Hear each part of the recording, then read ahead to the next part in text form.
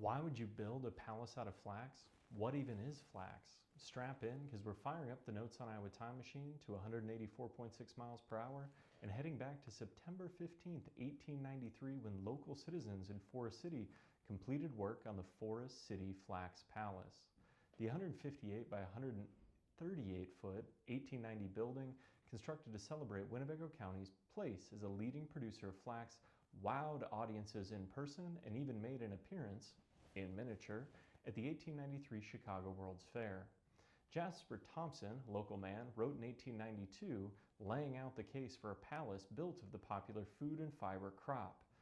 He wrote, "The north central and northwestern parts of Iowa, and especially Winnebago and Hancock County, where Forest City sits, have been for years known to be the most productive section of country on earth, and the soil particularly well adapted to the production of small grains, corn, wheat, oats, and flax, the latter being a crop that can be planted from March to July and harvested from July to October, which produced quicker returns to the laborer than any other known agricultural production."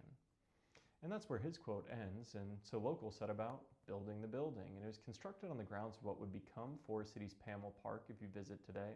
That was at the time the Winnebago County Fairgrounds. And the building featured wired strands of flax woven into yard-long panels. When completed, the building featured 7,500 square feet of floor space, and volunteers trimmed out the building with grains, grasses, wildflowers, vines, and sugar canes.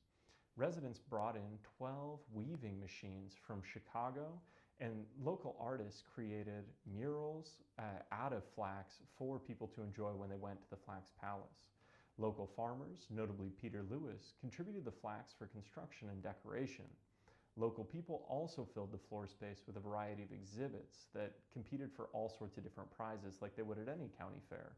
Local woman Mary Lundberg took home a blue ribbon for her homemade bread, which was made out of wheat raised on her farm, threshed, and ground into flour by her brother.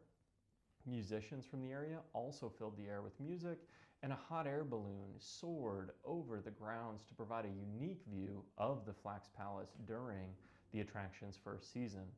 It debuted in 1890, and visitors paid 35 cents to enter the building. A roaring success, gate receipts totaled more than $3,900 in one day, and this is during the 1890s, during that first season.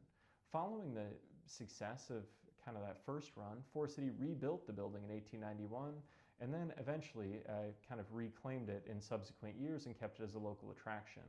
It was